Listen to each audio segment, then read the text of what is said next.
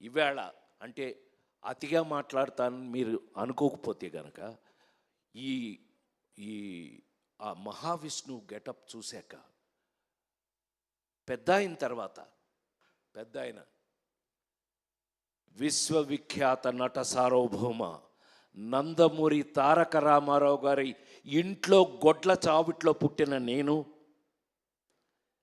మళ్ళీ ఈ జనరేషన్లో ఈ క్యారెక్టర్లు వేసే అవకాశం రావడం నా పూర్వజన్మ సుకృతంగా భావిస్తూ చిన్న ఒకళ్ళిద్దరు నాకు ఎస్ఎంఎస్లు అమెరికా నుంచి ఫోన్ కూడా చేసేవారు, రే పెద్ద ఆయనలా ఉన్నావురా అని. అది నాకు బ్లెస్సింగ్స్గా తీసుకుంటూ రామారావులా ఉండటం అంటే ఇట్ నాట్ ఏ జోక్ అండి. ఈ జనరేషన్లో నాకు ఆ క్యారెక్టర్లు వేసే అవకాశం ఈ కథ ద్వారా రావటం, ఈ కథలో ఇది ముందే చెప్పం మీకు, దేవుడు ఎందుకు చంపుతాడు, దేవుడు ఇవన్నీ మీరు రేపు చూడండి. మీరు ఎట్లాగూ ఇప్పుడు ఇది పెద్ద కష్టమేం కాదు, మీరు థియేటర్లకి 1000 రూపాయలు పెట్టి ఏం కొనుక్కుని టికెట్ వెళ్ళక్కర్లా, మీరు ఇంట్లోనే హ్యాపీగా వేసుకుని హాట్స్టార్ థ్యాంక్స్ టు హాట్స్టార్ చెప్పేస్తున్న మాస్టర్ ఏమనుకోవద్దు, అంటే చెప్పేయాలి, మనకున్న కడుపుమంటే మనం చెప్పాలి కదా. సో సినిమా ఇంటికి వచ్చేసింది. ఈవేళ మరి ఇంత గెటప్స్తో ఈ గెటప్స్ మేము ఎందుకు వేయవలసి వచ్చింది, అసలు దేవుడు చంపటం అనేది ఇప్పటిది కాదు. దేవుడు చంపడం ఎవడో రావణాసురుడు అంటాడు, లేకపోతే ఏ రాక్షసుడు మితిమీరినా వాడిని చంపడానికి దేవుడు రావాల్సిందే. ఇది మనందరికీ తెలిసిన కథ. పిల్లలైతే కనుక మీరు తెలుసుకోబోయే కథ. దేవుడు వచ్చి చంపటం ఇందులో ఇవాళ 2024లో ఒక సినిమా తీసి డెఫినెట్గా ఇది చూసిన తర్వాత మీరు ఇది సినిమా ఏంటి థియేటర్లో ఎందుకు రిలీజ్ చేయాలో ఒళ్ళు బలిసిందో మీకు అని తిడతారు, గ్యారంటీ. అది కొంతమంది, కానీ ఇంటికి వచ్చేసింది కాబట్టి మీరు అందరూ హ్యాపీగా ఫీల్ అవుతారు. మీరు మొత్తం అందరూ ఇంటికాడ చూసే అవకాశాన్ని కలిగించిన మా పీపుల్ మీడియా ది గ్రేట్, వాళ్ళకున్న టేస్ట్ ఏంటో మీకు తెలిసిపోతుంది. ఇవి చూస్తే అసలు మా కంపెనీకి ఉన్న టేస్ట్ ఏంటో మీకు తెలిసిపోతుంది 100%.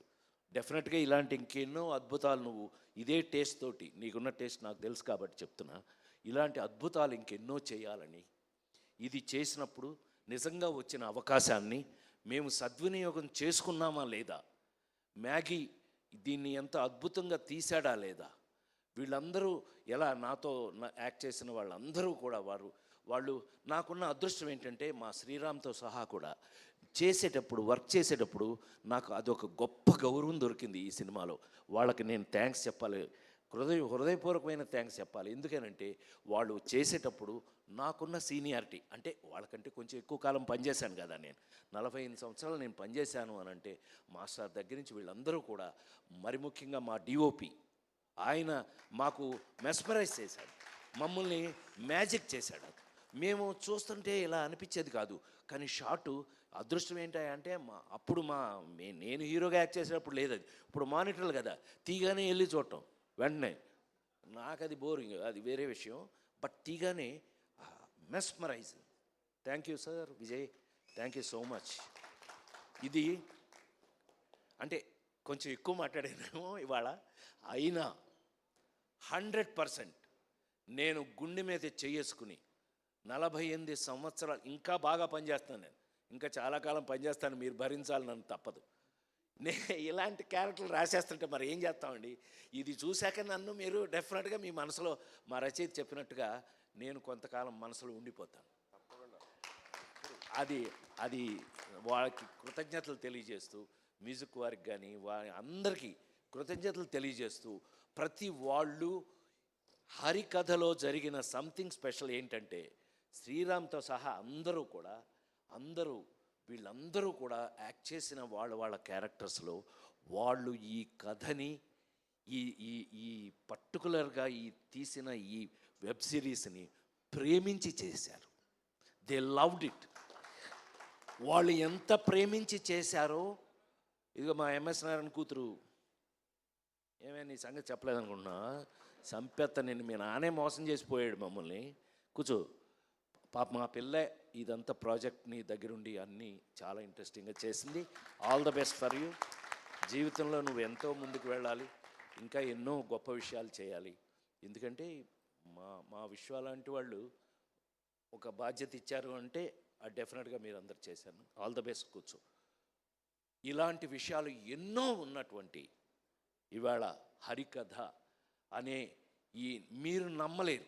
మీరు అది చూస్తే మాత్రం అరే అని అనపోతే మాత్రం ఇంకెప్పుడు నేను మైక్లో మీ ముందు మాట్లాడను అని మాట చెప్తూ ఇవాళ హరికథ రాజేంద్ర ప్రసాద్ అనే ఒక నటుడి జీవితంలో ఒక అదృష్టం.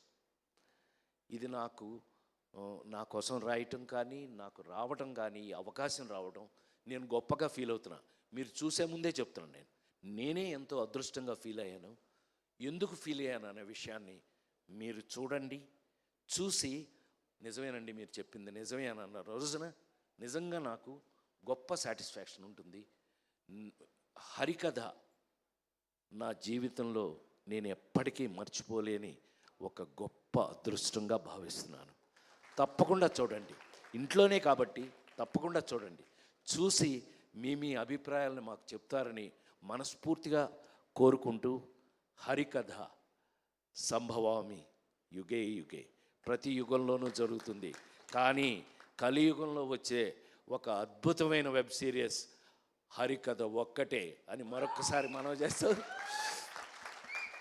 మీరు చూడండి. మళ్ళీ వీలైతే కనుక విశ్వ ఈ హరికథకి 4-5 గొప్ప ఫంక్షన్లు మనం చేయాల్సి వస్తుంది. నీకు తప్పదు, ఏమి తప్పదు. కాబట్టి థ్యాంక్ యూ వెరీ మచ్. హరికథతో మళ్ళీ మీ ఇంట్లో కలుస్తా. Thank you.